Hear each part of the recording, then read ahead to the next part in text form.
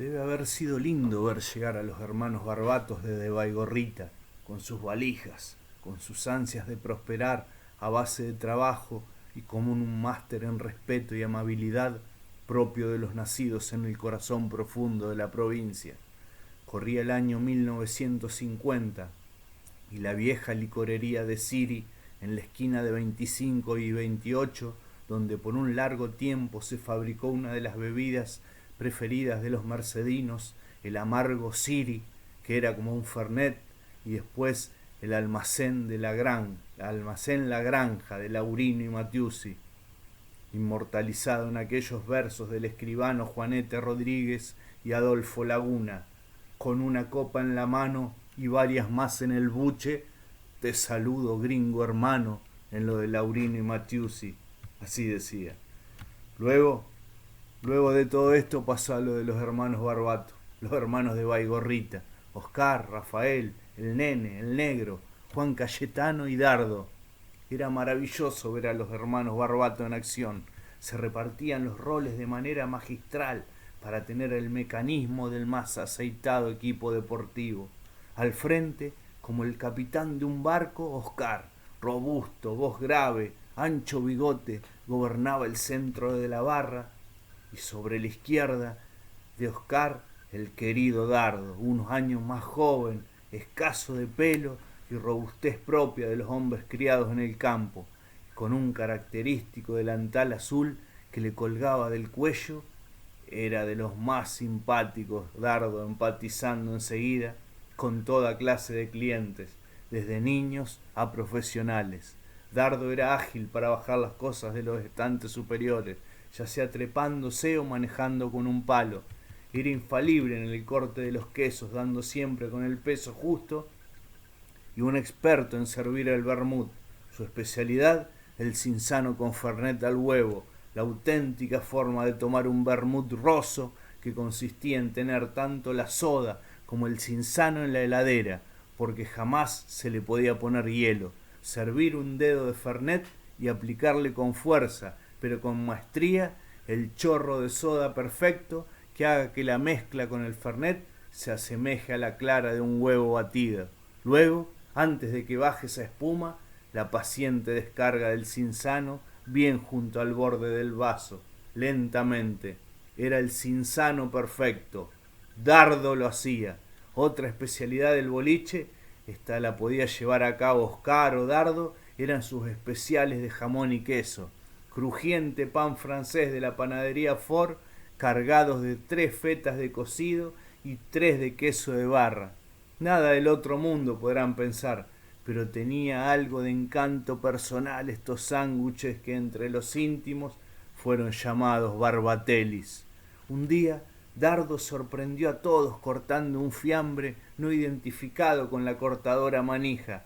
El fiambre era delicioso y no era otra cosa que asado frío, vacío más precisamente, que Dardo preparaba especialmente para hacerlo fiambre, siguiendo con los hermanos Barbatos el encargado de hacer los repartos, Rafael, que a diferencia del aspecto rústico de los demás, era un delicado y espigado muchacho de aspecto rubión. Era muy tímido y parecía que algo dentro suyo se trasladaba a la deriva, lo que no le impedía manejar con bríos y fuerza una pesada bicicleta de reparto con la que recorría medio Mercedes, llevando a los clientes la mercadería solicitada. Cuando volvía, de forma silenciosa y como si una ceremonia oriental se tratara, entraba la bicicleta por la puerta de la 28, la guardaba en el pasillo que conducía a los baños y después de unos minutos reaparecía atrás de la barra esperando que le otorguen otra tarea. Sobre la derecha del bar, como un viejo win de oficio incansable, el Negro Barbato. Nunca se vio traspasar los límites de lo que se podía llamar su quintita, que estaba delimitada desde el inicio de la barra del lado de la 28 hasta el fin de la mesada de zinc, incluyendo la bacha con su característica canilla curva.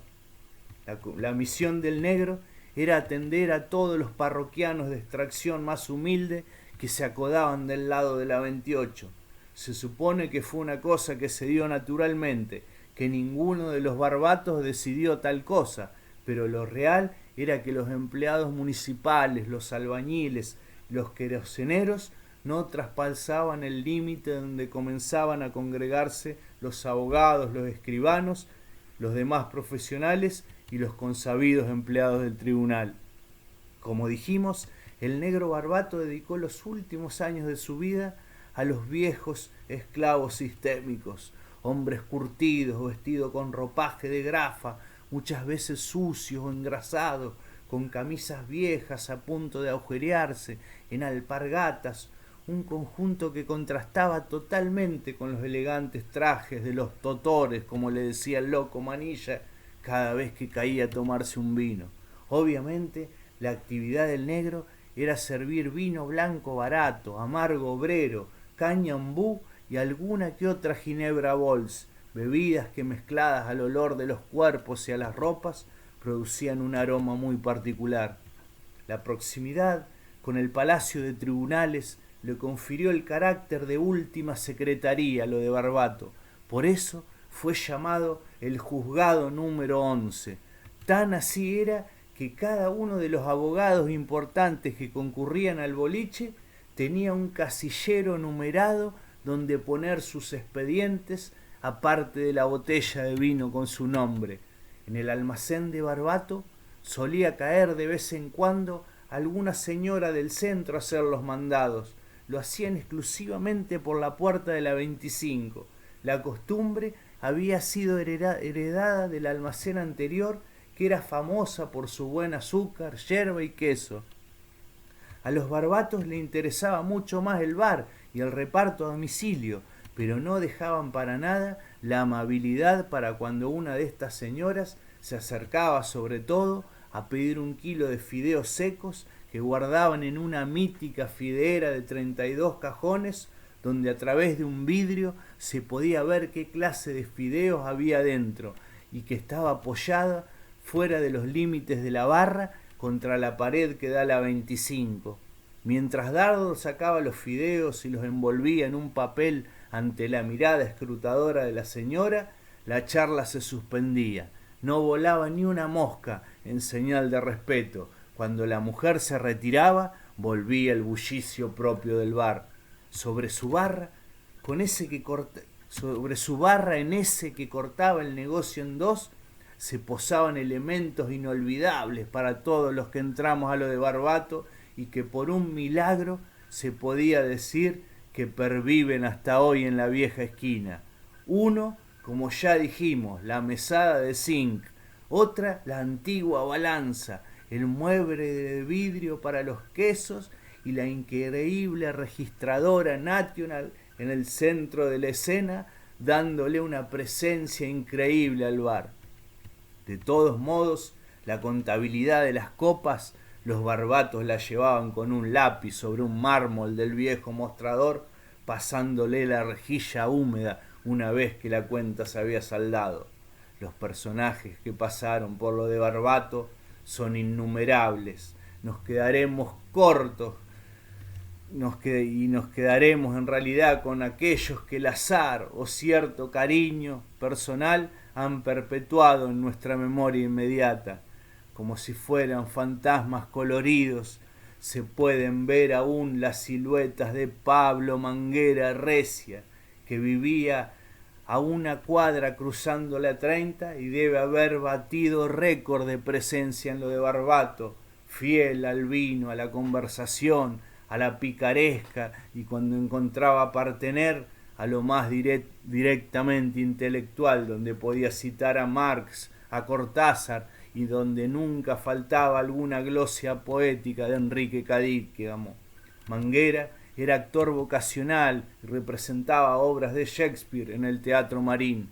También era empleado del Poder Judicial. Su rostro, de un extraño color, su flacura y su pelo peinado para atrás a la gomina eran sus rasgos característicos. En alguna nube andará Manguera tomándose otro vino. Carlitos Capandegui era otro de los habitués famosos de lo de Barbato.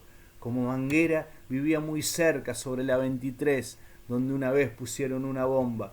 De cabellos rojizos, largos y una calva más incipiente, Era inconfundible en la barra, siempre de impecable traje. Su profesión de abogado no lo hacía presa de ningún acartonamiento, y entre vino y vino repartía sonrisas y abrazos a los amigos, a los que también le ofrecía interesantes charlas del tema que sea.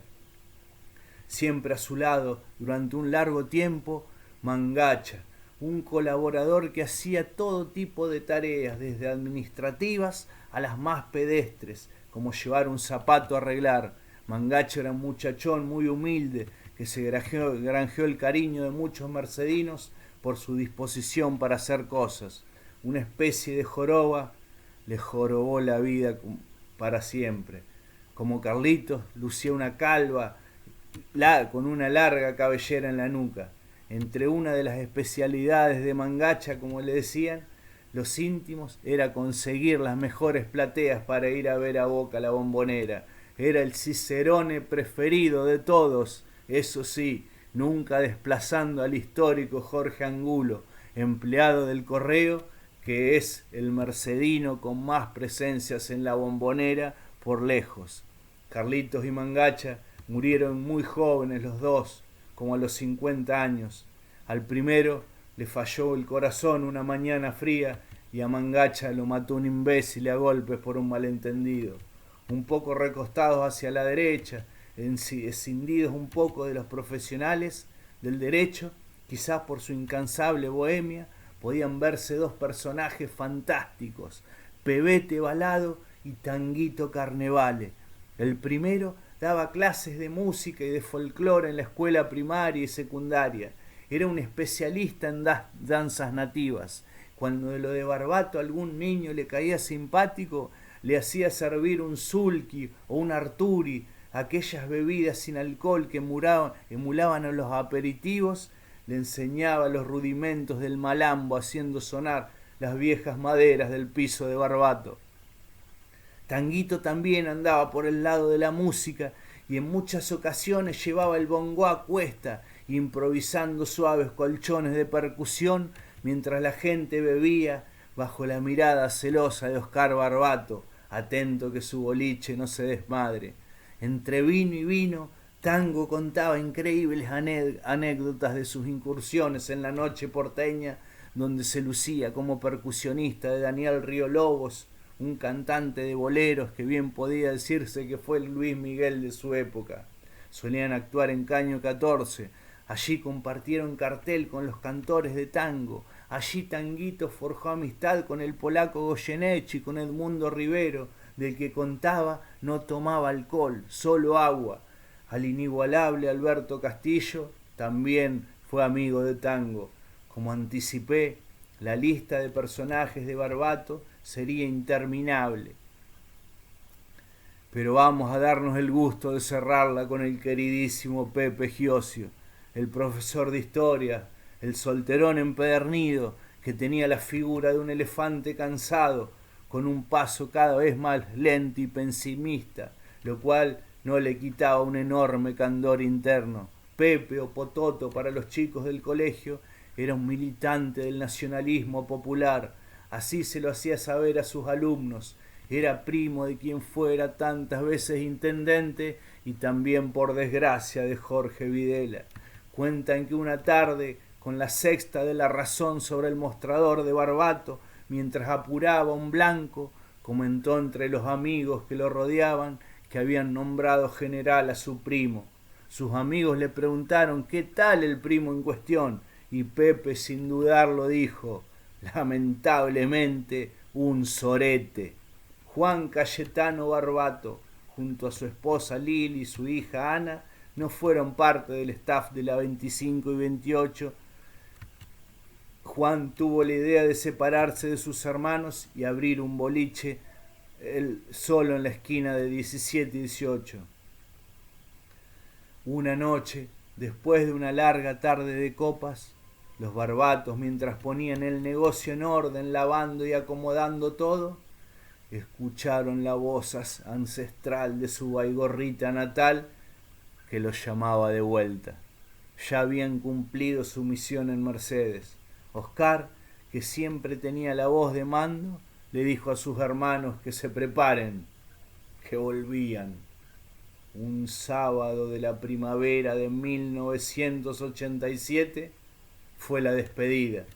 Exactamente 37 años estuvieron los Barbatos Mercedes. Los más conspicuos visitantes del bar confeccionaron un pergamino para los entrañables y antes que nada respetuosos hermanos Barbatos, que decía: cierra y abre sin cerrar este querido lugar donde pudimos estar matando penas y olvidos. Se lo entregaron entre lágrimas y abrazos mientras volcaban vino en la barra y Dardo no daba abasto para secarlo con su rejilla. Después, justo en los 90, vino Juan Adano y la vieja esquina. Pero eso es otra historia que necesita un largo tiempo para ser contada como se debe.